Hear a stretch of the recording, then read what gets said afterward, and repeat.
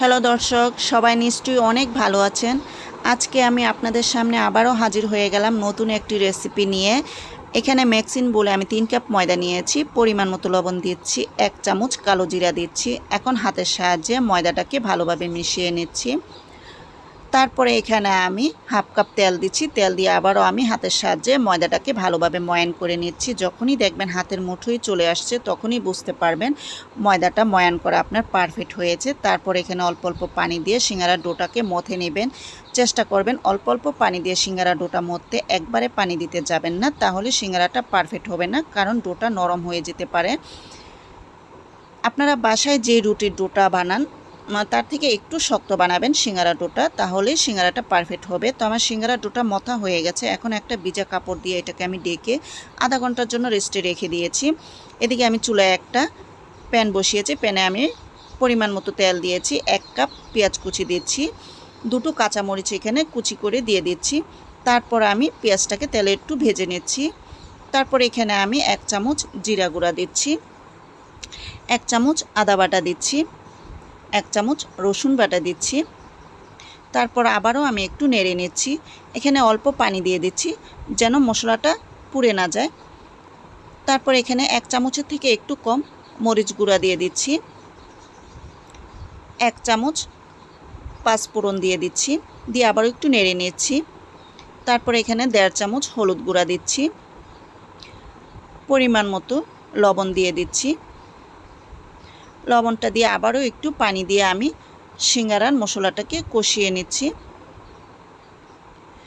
তো আমার কষানো হয়ে গেছে। আগে থেকে যে আলুটা আমি কেটে রেখেছি, এখন এই আলু আর গাজরটা আমি মশলার সাথে অ্যাড করে নিচ্ছি। তো এখন আমি 2 মিনিটের মতো আলুটাকে কষিয়ে নেব। তো আমার কষানো হয়ে গেছে। এখন এখানে আমি পরিমাণ মতো পানি দিয়ে দিচ্ছি। তো পানিটা দিয়ে এখন সিঙ্গারার পুরটাকে একটু সময় নিয়ে চুলায় আমি রান্না করে নেব। তো কিছুক্ষণ রান্না করার পর আমি এখানে আবারও একটু নেড়ে দিচ্ছি। তো নেড়ে দিয়ে আবারও আমি ডেকে দিচ্ছি। তো এই তো আমার সিঙ্গারার পুরের থেকে একদম পানিটা শুকিয়ে গেছে। এই পর্যায়ে এখানে আমি হাফ কাপ গরম মশলা দিয়ে দিয়েছি। আপনারা চেষ্টা করবেন এখানে এই পর্যায়ে গরম মশলাটা দিতে, এতে করে সিঙ্গারা থেকে টেস্ট বা ফ্লেভার দুটোই ভালো আসবে। এখন আমি এই পর্যায়ে এখানে কিছু আলু ভেঙে ভেঙে দিয়েছি, কারণ আমার পুরটা একদম রেডি। এই পর্যায়ে এখানে আমি 1 কাপ কাঁচা পেঁয়াজ কুচি দিয়েছি, একটা কাঁচামরিচ কুচি করে কেটে দিয়েছি। তো আমার সিঙ্গারার পুরটা একদম রেডি। এখন আমি চুলা থেকে নামিয়ে নিয়েছি। এদিকে আমি আগে থেকে যে ডোটা মথে আমি আধা ঘন্টার জন্য রেস্টে রেখে দিয়েছি, এই ডোটাকে আমি এখন আবারও একটু হাত দিয়ে মথে নেব। তো মথে এরকম একটা শেপ দিয়ে দিচ্ছি। এখন শেপটা দিয়ে একটা ছুরির সাহায্যে আমি ছোট ছোট লেচি কেটে নিচ্ছি। তো এইভাবে লেচিটা কেটে আমি বাকি লেচিগুলো একটা মিক্সিং বুলে উঠিয়ে নিচ্ছি। তারপর আবারও আমি ভিজা কাপড়টা দিয়ে এটাকে ঢেকে রাখবো যেন ড্রাই না হয়ে যায়। তো একটা লেচি এখানে রেখে দিয়েছি। আমি এখন এটাকে বেলে আপনাদেরকে দেখিয়ে দিচ্ছি আমি কিভাবে শেপ দিয়ে রুটিটাকে বেলছি। তো এরকম শেপ দিয়ে রুটিটা বেলে একটা ছুরির সাহায্যে এটাকে আমি মাঝখান দিয়ে কেটে নিয়েছি। তারপর আরেকটা রুটি আমি বেলে দেখিয়ে দিচ্ছি।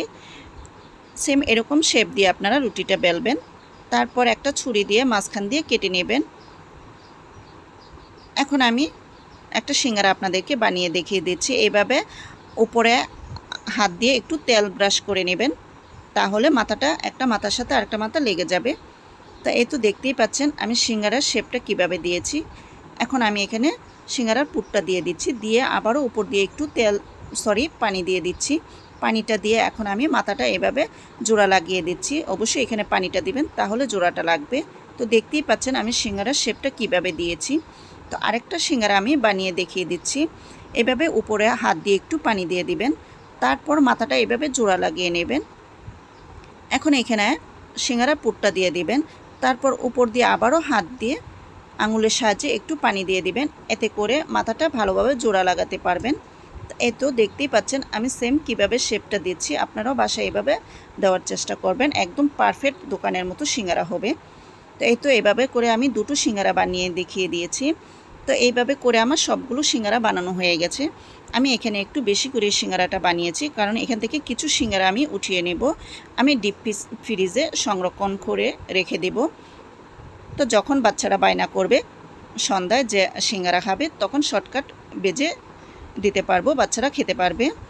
তো আপনারাও বাসায় চেষ্টা করবেন এইভাবে বেশি করে বানিয়ে নিতে, তখন বাচ্চারা বায়না করলে যখন তখন এটা বেজে দিতে পারবেন। তো আমি বাকি সিঙ্গারাগুলো এখন তেলে বেজে নিব।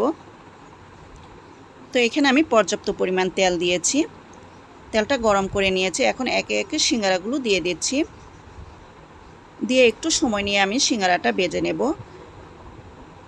তো আমার এই রেসিপিটা যদি আপনাদের কাছে ভালো লেগে থাকে তাহলে আমার চ্যানেলটাকে সাবস্ক্রাইব করে ফেসবুক পেজটাকে লাইক কমেন্ট শেয়ার করে দেবেন। আর আমার রেসিপিটা ভালো লাগলে বাসায় একবার ট্রাই করে দেখবেন, ইনশাল্লাহ ভালো রেজাল্ট পাবেন। তো এইভাবে করে আমি সবগুলো সিঙ্গারা ভেজে নিয়েছি। এখন আমি একে একে চুলা থেকে সিঙ্গারাগুলো নামিয়ে নিচ্ছি। তো আমি এখানে একটা প্লেটে সবগুলো সিঙ্গারা নামিয়ে নিয়েছি। দেখতেই পাচ্ছেন আমার সিঙ্গারার কালারগুলো কতটা সুন্দর হয়েছে। তো এখানে আমি একটা প্লেটে সসের সাথে সিঙ্গারাটা সার্ভ করে নিয়েছি। তো সবাই ভালো থাকবেন, আল্লাহ হাফেজ।